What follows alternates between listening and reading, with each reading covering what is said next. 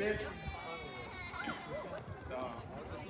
And this next segment is a gentleman will be giving us his testimony. And his name is Mike. He is all the way from Florida. Mike had a brother who had TARS, which he'll tell you more about that. His brother did pass away several years back, but he has connected with us through Facebook, and we are glad to have him on our team. So if you can just give him a round of applause. As he...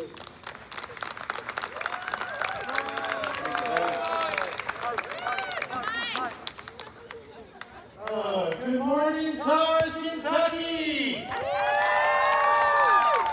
Good morning, TARS Nation! We want to thank everyone that came out today to support. You know, this is what it's about right here. You know, Kentucky, the city of Kentucky, Legends Field for allowing TARS to be here. You know, it's a blessing to have that connection. We thank you. As Jalen said, you know, I have a brother that was born with TARS syndrome, 3 years older than me. He passed away back in 2019. That was my support. And when he passed, it hurt. I had nobody. I didn't know how I was going to get through life. Dealing with TARS members. I know I had to deal with life because I got 3 kids, 2 grandkids. You know, that's what keeps me going. But as far as the TARS goes, this right here, back in 2025, I went to Georgia to see that whole front row. Did something to me. Jalen and I had talked about it a couple times throughout the last year. You know, that right there is inspiring. If it doesn't inspire you, it inspired me and I have it. What you can learn from those guys and those girls and all of us is amazing. That I can't isn't an option, and it isn't allowed. You know, growing up, my brother and I, we were raised by a single dad, military. Anyone who was raised by a military family, life wasn't easy. Politics was hard. And you know what? I wouldn't think of it for any raising me and my brother any other way. My brother was, this should be my brother right now, I'm going to be honest with you. This would be my brother. He was an outgoing individual, not afraid to step up, speak his mind, all for positive reasons. You know, he great in school. He did everything that he wanted to do. I was telling the father earlier, you know, at 3 years old, he said he wanted to be an architect. Well, guess what? He became an architect.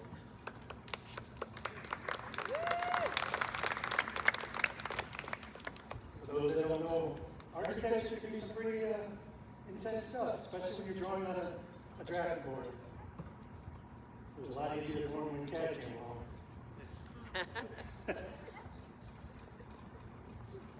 So yeah, once my brother went to college, that support I had was gone. You know, yeah, I had my dad, but you know, he was doing his thing, and it was time for me to, I guess, do my thing. Well, my thing wasn't always the right thing. Took me down some dark paths. Wanted to fit in wherever I could fit in. And, you know, I made some great friends, some great family. But it still wasn't complete. They still didn't understand. Still didn't have my brother.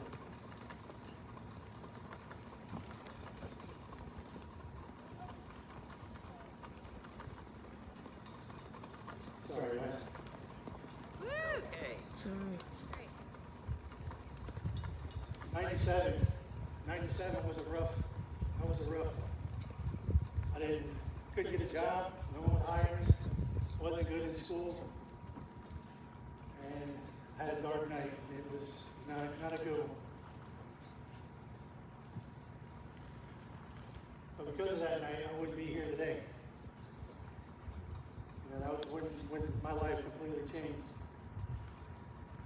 I told my brother would always say growing up, Mike, follow the straight and narrow. Get on the straight and narrow. Follow the straight and narrow. Take the road less traveled.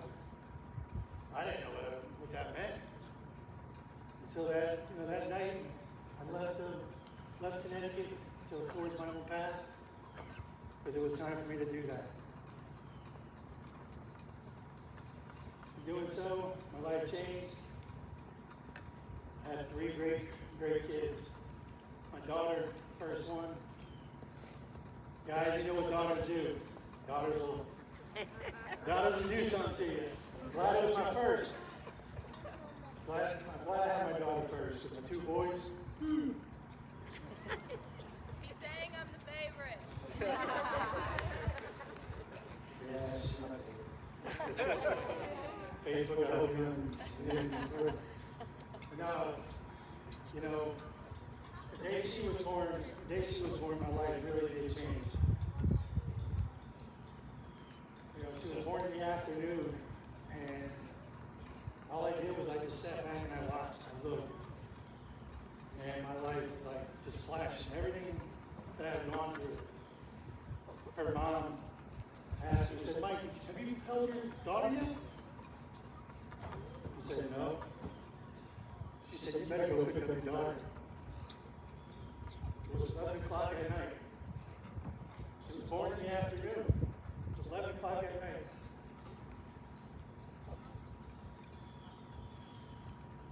I'm 24 years old. My daughter was the first baby I ever held out of fear of dropping any baby.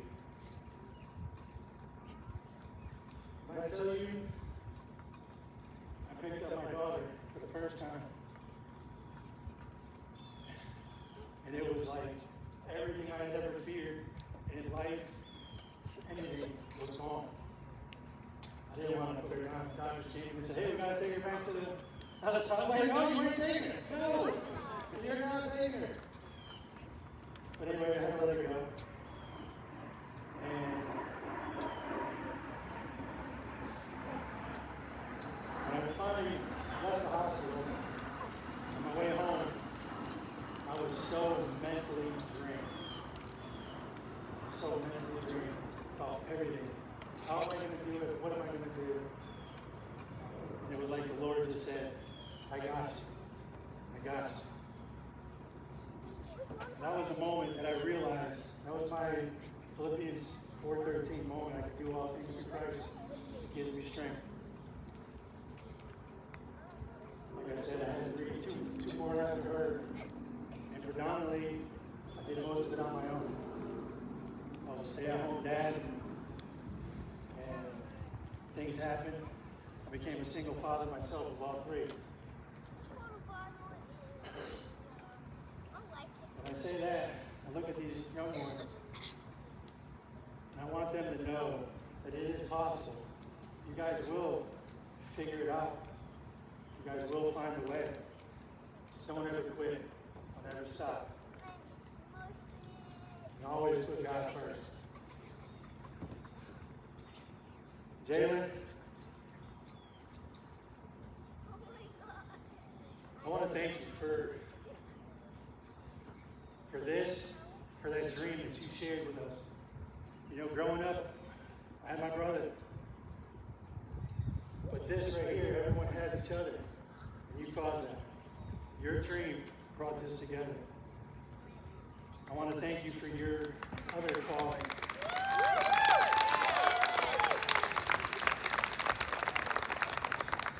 I want to thank you for the other calling that God placed on you.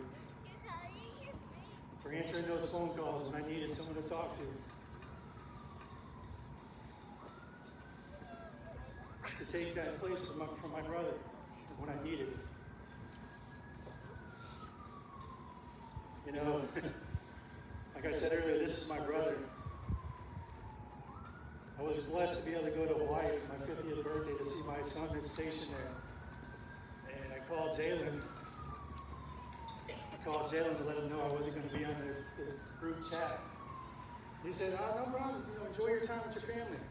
He goes, "Oh yeah, by the way, Kentucky, you're gonna speak, right?" I said, "Yeah, sure." I hung up the phone. I'm like sitting there. I'm like, "What did I just say yes to?" That little bugger. He got me. He got me good. But guys, I seriously, I thank you for this opportunity to share a little bit of my life story. I know it's, we all have stories. But I gotta share one funny. We were just talking about it earlier. And we talked about it over our last Zoom meeting about, being approached and just being asked, what happened, Lisa was like, "Dude, what do you think happened?" We were just talking about it, sorry, I'm used to it. But we talked about it on the Zoom also, and how do you deal with it? How do you handle it? What do you say? Right? That's we always, yes, we want to be approached. Yes, we want to share our story. We want the awareness that there are people out here that are different than normal. So one night or one afternoon, growing up, I always said, I was born this way. That was the answer. My kids came along, people would ask, they were like, "Where you go?" Tell them, same thing. I was born this way. God made me this way. Well, this one day, I was in the grocery store with my kid's mom, and there was these two little kids. They're probably 8, 9, 10 years old, maybe. They were following us around the grocery store. Well, we had to get some prescriptions filled also, so while we were waiting, we were sitting there. These two little kids finally, "You asked, no, you asked, no, you asked." Finally, one of them got the courage to come up and say, "Sir, what happened?" I kid you not, guys. I said it without even thinking about it. I said, "Well, you see what happened? I asked a guy that was born the same way, the same thing. I woke up the next day and I was born this way."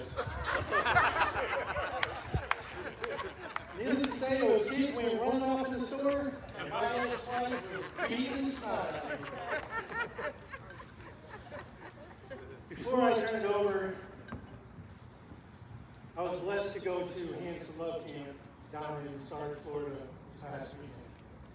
For those of you that don't know, Hands to Love is a camp for all upper limb differences.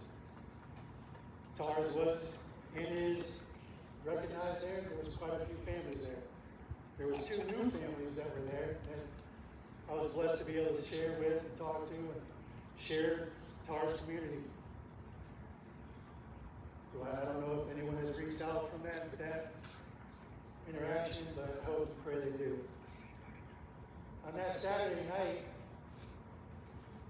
there was a talent show. And this father of a camper got up there and sang a song. And I would like to share it with you guys. And just listen to the words.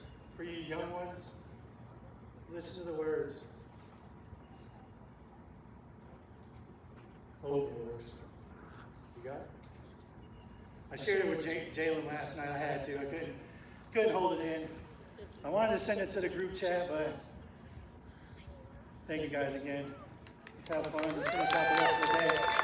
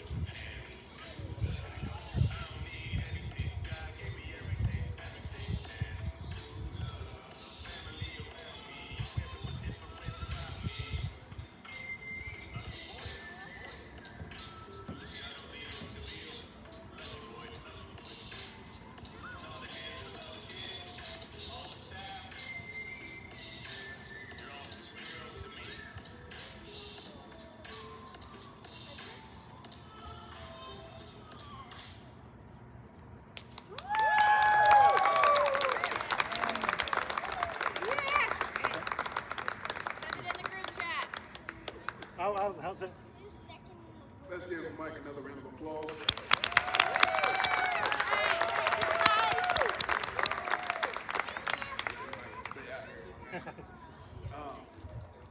To hear that in person, it's something. We talk on the phone often. We Zoom after the meetings that we have. We're on there another 30 minutes to an hour just sharing our own individual stories. So thank you, Mike. We always say you're one of the OGs, grandpa of the group.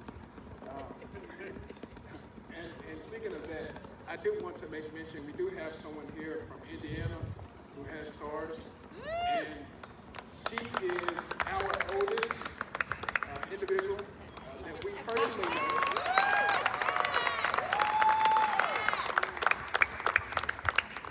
And you can ask her age later on. I'll let her tell you. But we thank you for coming. You are an example to us. You mentioned your age earlier. Like I said, I'll let you tell that part, but we look up to you.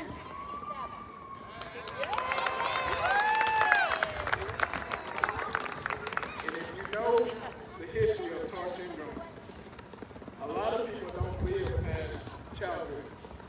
But those of us who are adults, seniors, over the age of 65, we thank you. You are our example to keep going. So we thank you for being here. This next segment, we're going to have our panel discussion. So we're going to involve you as well. Chevy will be our moderator of the questions, along with her mother, who will be helping her. So Kayla and Ashley will come down to the field at this time.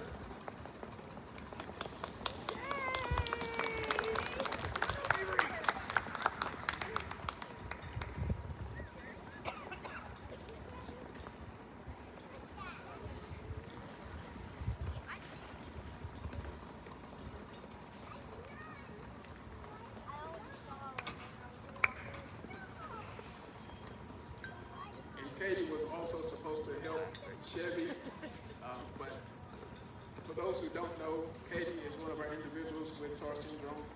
A couple months ago, she fell and broke her back. She's doing well, but this morning she threw it back out, so she wasn't able to be here this morning. So keep her in your prayers, as we know God is a healer. So to step in her place, Chevy's mom has offered to help in this portion, so we thank Kathy for stepping in place.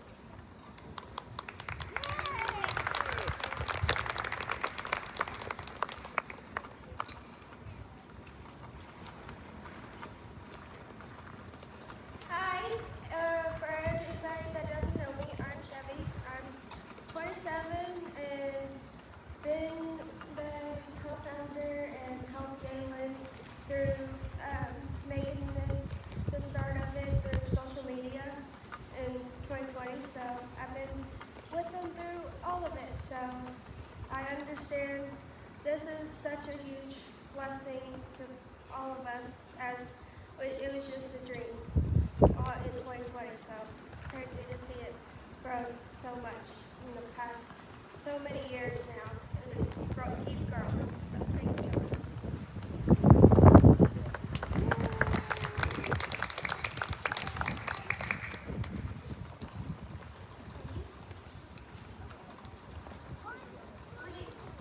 Please introduce yourself and tell one fun fact about you. Jalen Ross. I am the founder of the TAR Syndrome Association, as well as the TAR Syndrome Awareness Movement worldwide. One fun fact about me is I love UK, which is the reason why I chose UK Blue for our national color. I'm Mike Bernier. Fun fact about me.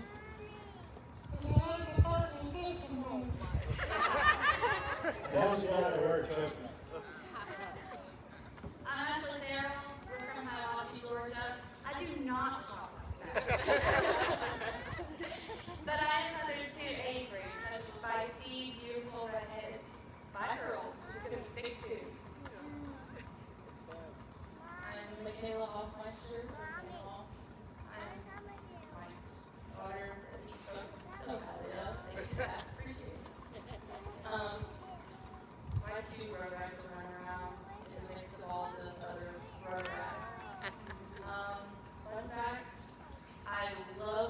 look on people's faces that we get in the grocery store when my dad yells, "Michaela, I need your arms!"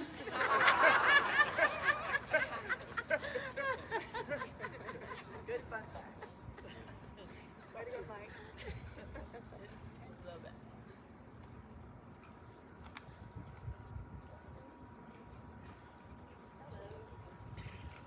What made you say yes to being part of today's meeting? What made me say yes was I really don't like speaking as much as I'm in the forefront. I really don't like speaking. But the people wanted to hear from me today, so I gave them a yes. Yeah, this is the same, I mean, needing that community, this is a game changer right here. This is what community is about. It didn't take me no, as soon as I knew the dates, I would have my time in to get off work. So yeah, it was no brainer for me. So I love you. I love you guys, I love every one of you guys. We were able to say yes because how do you say no? How do you say no to meeting other families like yours, to meeting other children like yours? How do you say no to fun days and activities in a new place you've never been before? I think it's really encouraging to meet other families and be encouraged by their lifestyles, by their hobbies, their activities that they do, the things that they've been able to accomplish. I think it's really, really cool. Thank you guys.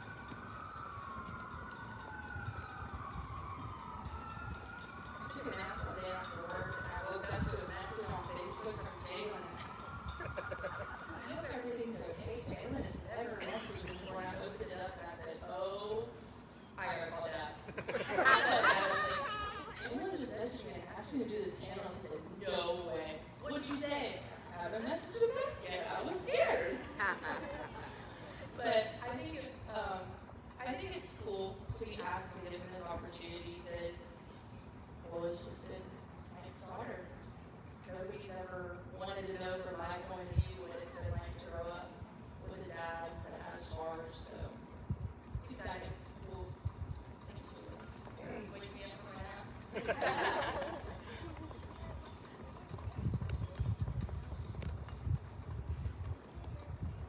Why is the awareness for cars and things so important to you?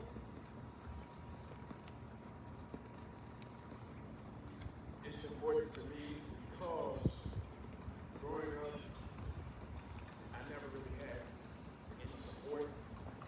And when I speak in terms of that, I had my family, I had friends, but nobody in my family, none of my friends was like me. So to gather around other people with TAR syndrome, the support to be able to connect with one another, that's the reason why it's important. Yeah, same with Jalen, you know, it's great to have this community. But for me also, it's all my kids, the next generation of my family, and how this could possibly affect them. You know, with the research and everything that's out there, the knowledge. I mean, when Michaela was conceived and we were going to the geneticist, they were like, "Oh, so let's see what happens." Gee, thanks. All right, I guess we're just going to see what happens. But, you know, now they can get tested, my grandkids can get tested, my sons can get tested to see if they be possible carriers or it's important to know that the community is here and to share those. I think awareness is so important to our family because whenever we found out that we were having a spicy little redheaded boy named Avery, there was no one around us that we could compare our family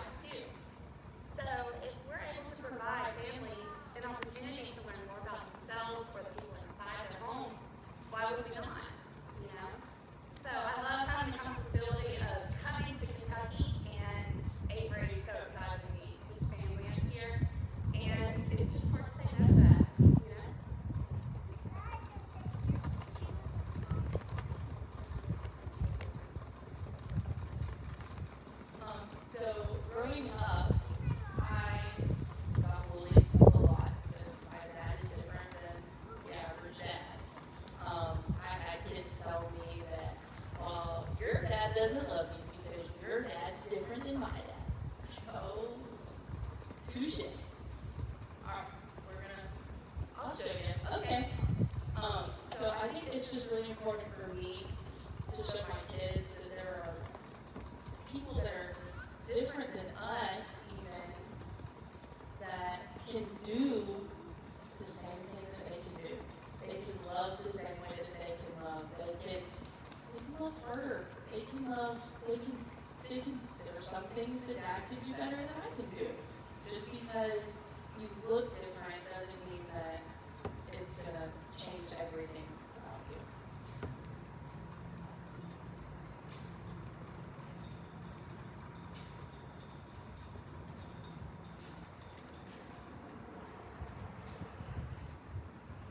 What do you wish people understood about living with harm or living with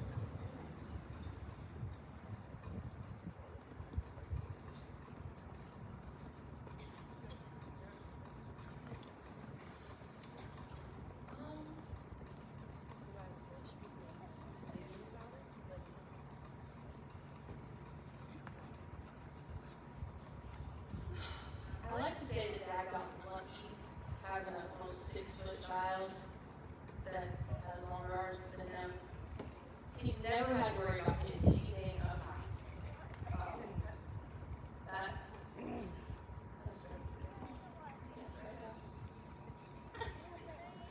right. But it was always just a normal for us. But then when I was in labor with our first child, they came in and slapped a transfusion bracelet on me, and I said, "Pump the brakes, what are we doing?" They said, "Your platelets are terribly low." I looked at Cameron and I said, "Get my dad on the phone now." That was my first instinct. There's nobody that's going to be able to calm me down from this like my dad is going to be able to, because he has lived with this and he has known what to do, what's about to happen, what this could look like for me, because I was terrified. And so first instinct, get my dad here now. So that's just been, that was helpful, because I don't have tomorrow. But knowing that I could relate to him in that way, for the first time ever in my life, that was almost special to me, because that was one thing that he was able to help me navigate that I had no control over. He was able to calm me down and just help. So. I think that living with a child that has Star syndrome, the biggest part that I get to learn by being a parent in that household is that he can do everything I can do. What can he do? You know? Can he do it differently? Of course. Can he do it better than me? Always. So I think it's just mesmerizing to say that no one's able to tell you guys that you can't do anything you put your arms to, you know? I mean, right? If you just have a little creativity, you can get it done. So I love learning the ways that Avery gets to teach us on how to do things. You know, he might bend down and put his feet down first, but guess what? It's going to get closer. I didn't know you do that. I think it's creative. So I really enjoy on a day-to-day basis getting to learn how Avery's going to be like, because I'm on the front row seat. I can't wait to watch him do it. He's awesome. Just ever before. So yeah, I think the question was, what do we want other people to know, right? Because, we can do it, and we are, capable of doing what everyone else can do.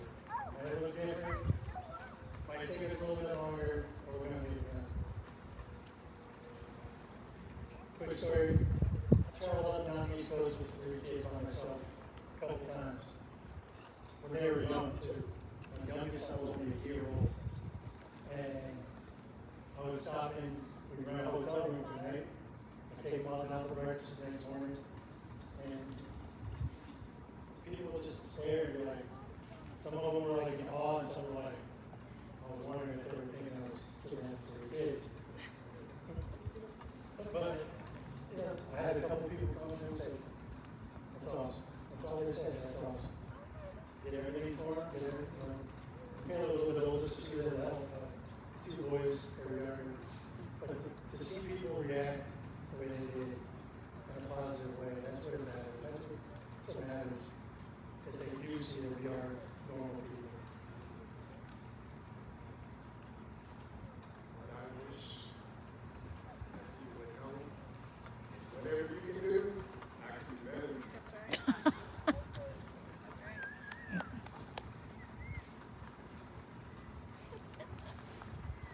What makes you beyond our Savior?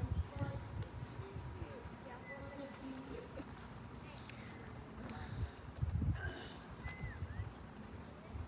What makes me me beyond TAR syndrome is my heart. I have a huge heart for people because of the way that I was bullied as a child. My heart goes far beyond my arms. So that is what makes me me beyond TAR syndrome. Yeah, I'm with you, Jay, on that. You know, my heart, because I've always been a people person, regardless. I love talking to people. As far as, when they do ask. And I think part of having this does help us relate to other people's pains a little bit better. We do see things.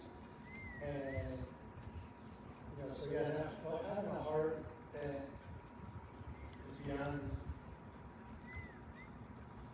what you see is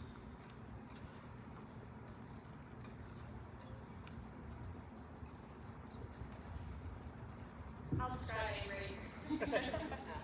I think what makes him beyond TAR syndrome is the person that he is. You two hit it really well.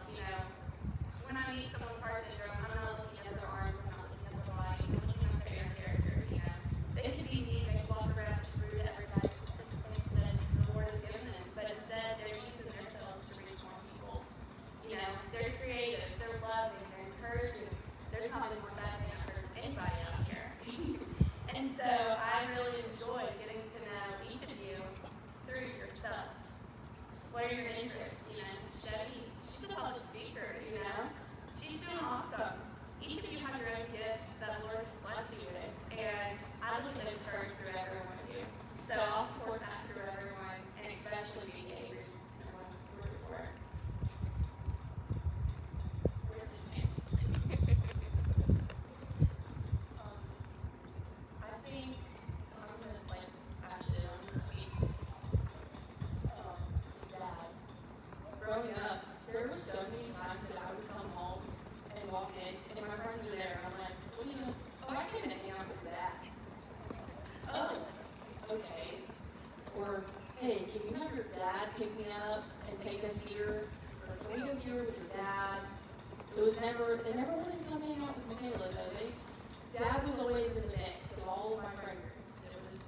My dad was everybody's dad. And the older I got, the more I started to appreciate that, because for so long growing up, I can't bring these people home. I'm not going to give them a fair warning, like, hey, heads up, my dad looks a little different. And I never did, so they would walk in and be like, what's going on? But then they didn't skip a beat, because they saw, like, actually my dad's character, just how, okay, he's not skipping a beat, so I'm not going to skip a beat. So it's just to see everybody, especially from my point of view, getting to see the kids and how they interact, gives me kind of a light on how my dad and uncle were growing up. The videos weren't like what they are now back then. So it's just really cool to see everybody just constantly be you. Oh, everybody is so nice. So nice.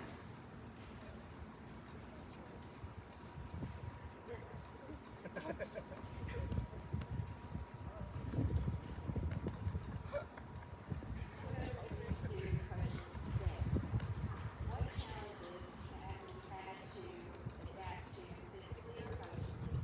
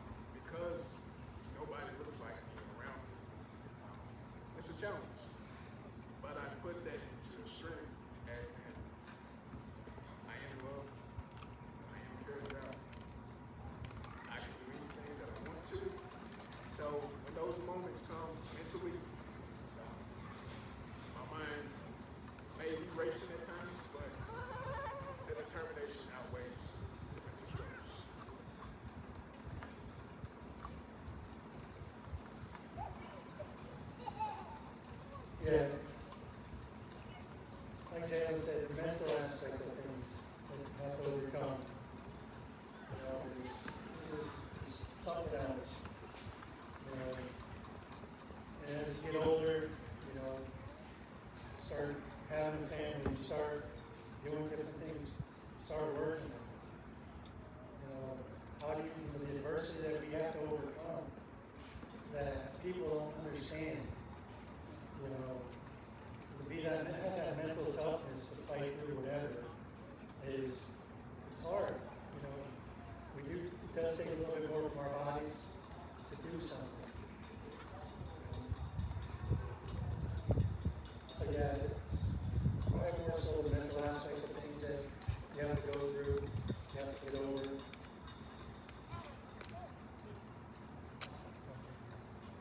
From Avery's point of view, as a parent of someone with Carr syndrome, I think that one of the trickiest situations to be in is how to include your child with your other children or with his friends. You know, his friends don't see him any differently, and he doesn't either.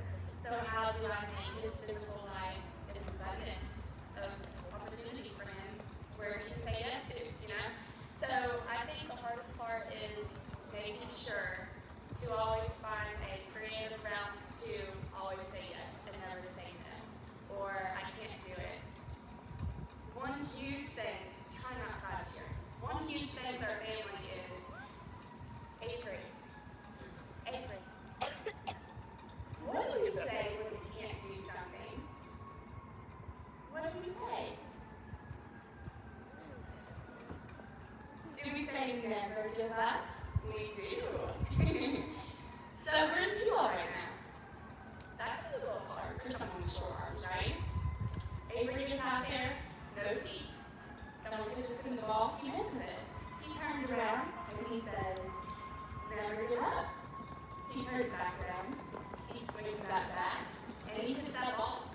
So just to provide an opportunity for him to never want to give up is probably the hardest thing right now for us. Thanks for that question.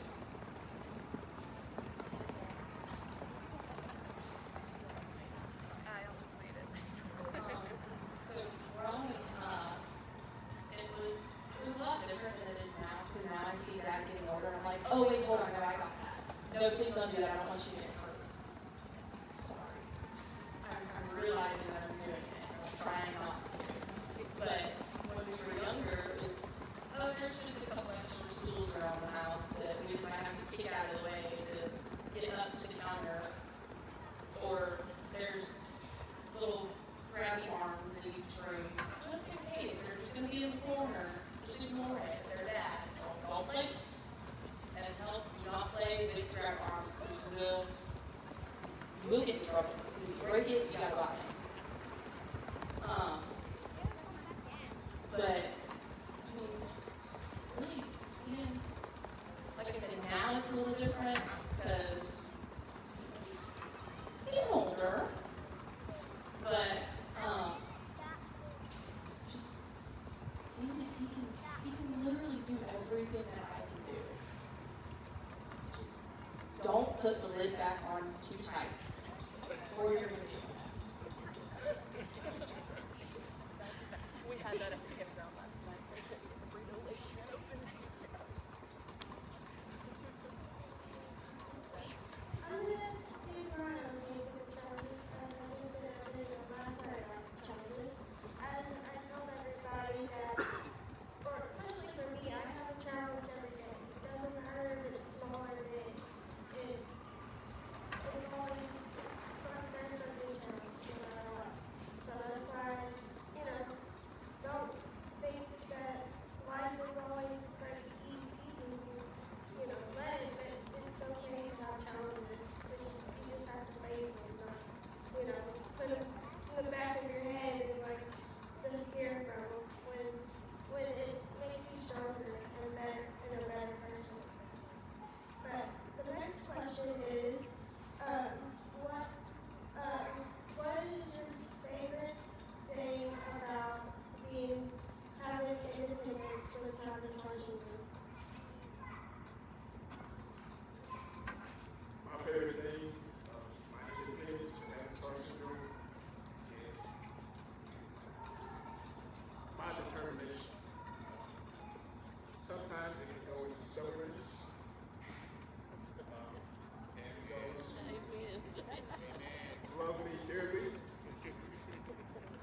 stubborn I can be at times, but they put up with me. Thank you. But my determination gets me through, and that is my favorite thing about myself with my Taurus. Leave me alone. Let me try.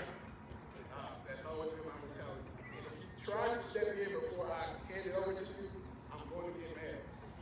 That's just my mindset. That's the determination in my mindset. So that has carried me all these years. So I'm working on stubbornness, but my determination is one of my favorite parts.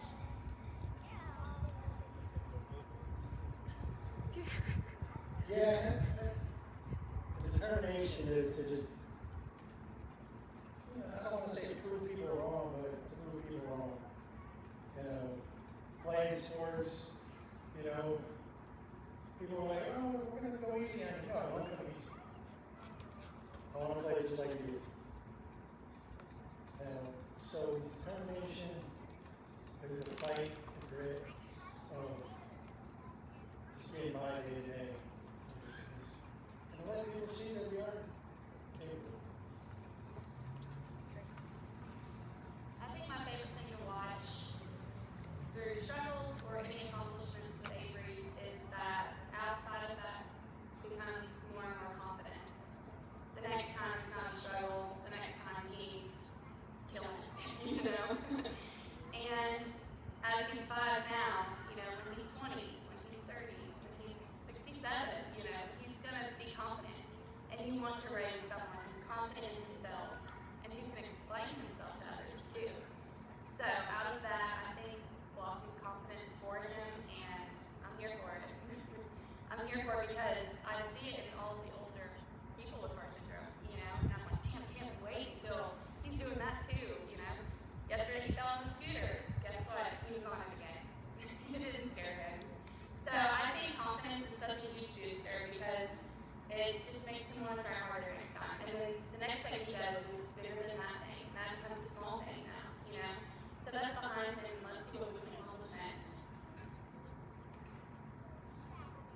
I think of all the things that I've watched Dad do growing up and overcome and figure out a way of, okay, this is how it needs to be done, but this is how I have to do it in order to be able for me to get done. My favorite things to of all this, watch him do, is, so he works, it's called Work in the Bay, it's a day program for adults with developmental disabilities. A lot of people go in and think that he is a client, no, he is back staff. But they have these big 15 passenger buses.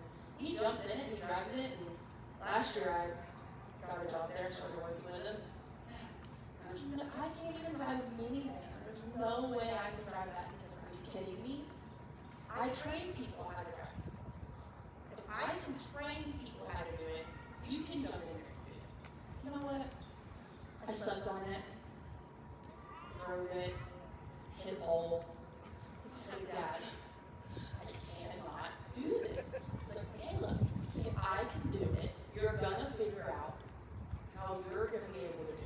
You're just scared. I have to literally scoop the chair back, sit all the way up, like, all while having 15 plus people behind me that I'm toting around everywhere. So that was my aha moment. You know what?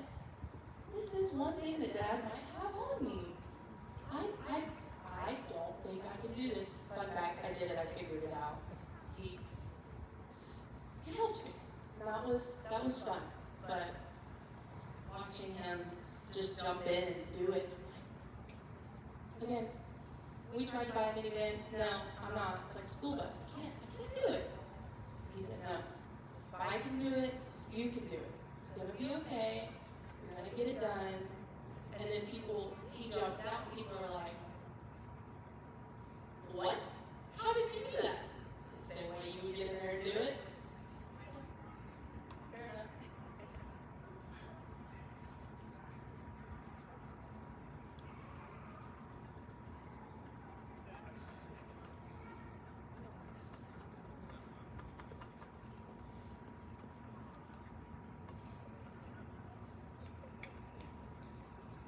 It's action.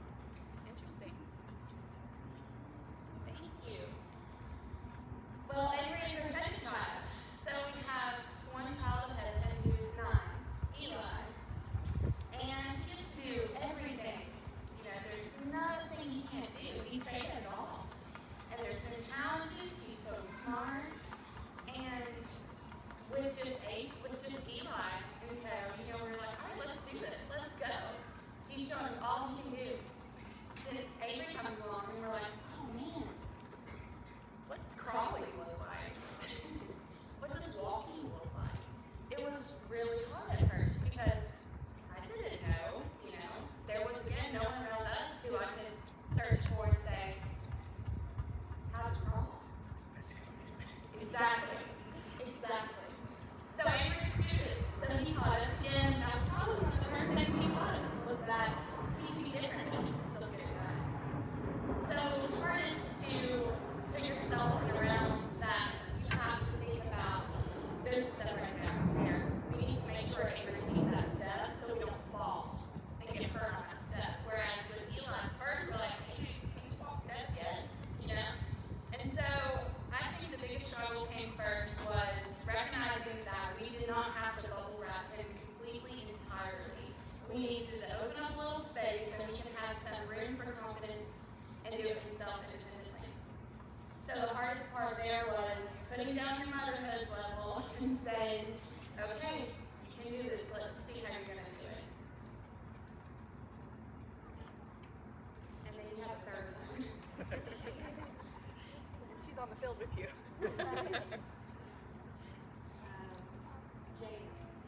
Jake, how can communities better support families with rare diagnoses? Communities can better support people with rare diagnosis by getting involved. You may not have TAR syndrome. You may not have any of the other rare conditions, rare disabilities, but get involved. Do some research. Donate some money. Money is so important. We need donations, donations, donations. Donations turn into research. Research turns into other research, clinical research. Clinical research turns into changing individuals' lives, such as reversal of the gene, which is trying to be done at this moment. But it takes money. It takes millions of dollars to get this reversed. It's been done on a mouse before. They're working on trying to get that particular clinical research done on a human being. It was successful on a mouse. So communities can get involved by sharing Facebook, Instagram, Snap, Twitter, X, all the social media platforms, just to get on research. This one's for me.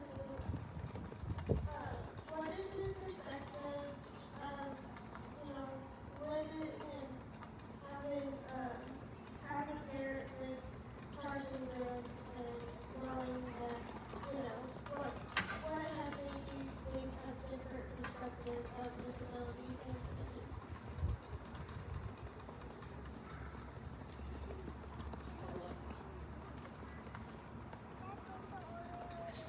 We're gonna go back to, he works with adult developmental disabilities. I also joined the field, love it. Being that I have grown up in a house with a parent that some would say has a disability, we say he has an ability, it's a superpower. I think I was able to change the point of view from some of the staff that I worked with too, because they're working with people that have adults that have autism, Down syndrome, a bunch of different disabilities, and they're thinking, no, we're gonna change this, we're gonna get them out, we're gonna show them that they can do this, just because they might look a little different, talk a little different, act a little different.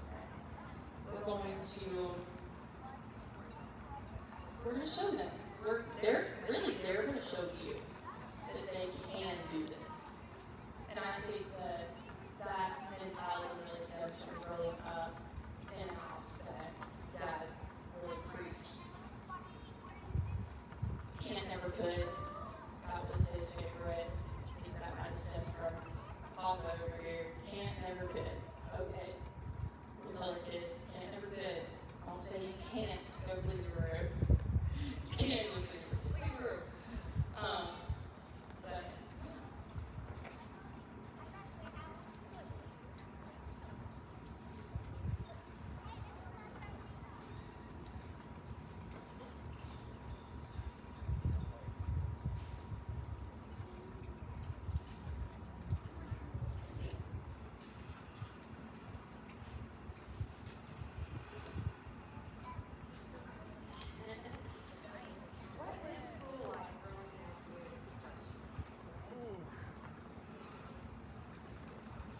what was school like growing up in Torrance? Oh.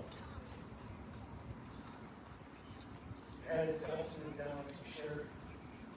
You know, I tried to, for a while, I stayed by myself. I didn't really, get involved with too many kids.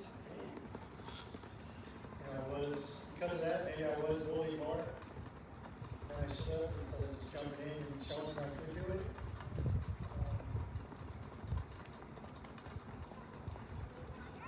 I didn't get no special treatment, teachers or anything like that. They treated me just like a normal kid, so that was good. But that's it, at the end of the day, that's what we want. We want to be treated like everybody else.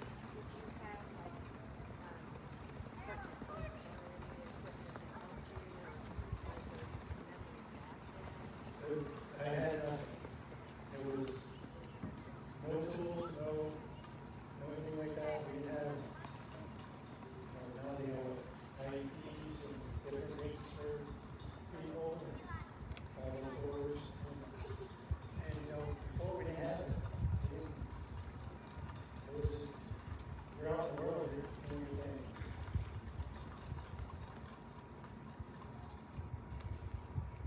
What about going forward,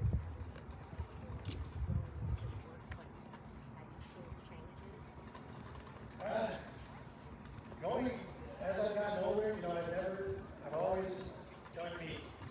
The way I figured things out, just kind of carried it.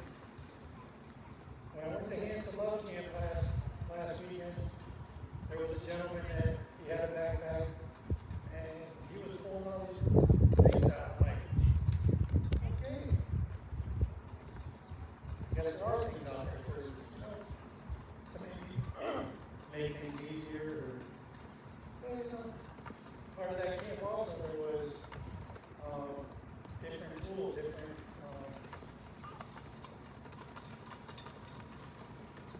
One difference there was they had prosthetics. And I'm sitting there looking at it, I'm like, I don't know what I would do. Be able to read something from top here when I can't hear anything.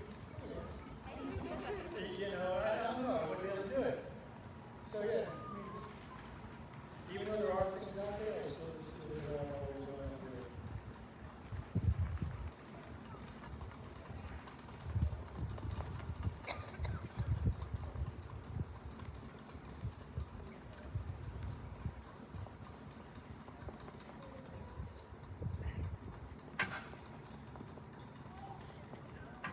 Okay,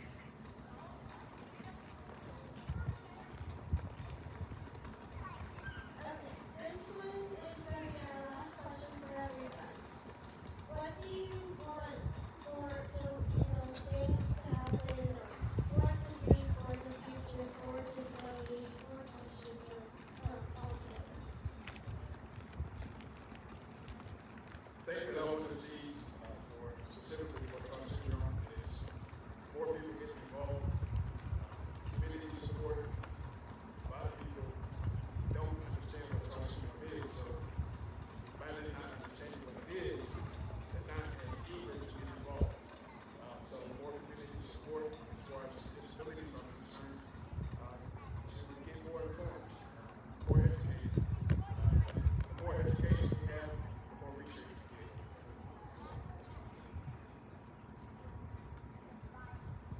Yeah, advocating. I'd like to see more advocating for us, for disabilities in general, working in the field developmental disabilities for 21 years now.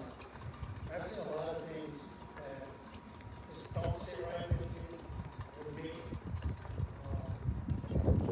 We talk about mutually collective expectation all the time.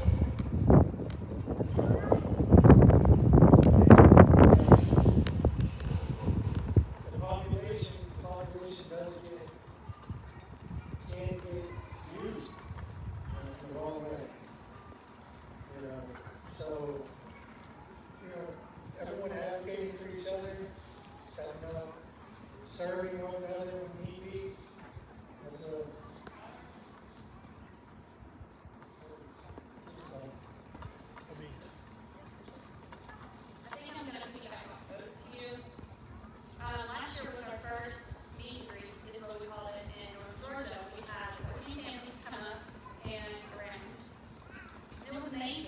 so cool to see new people, families, to expose our community to people just like Avery, you know.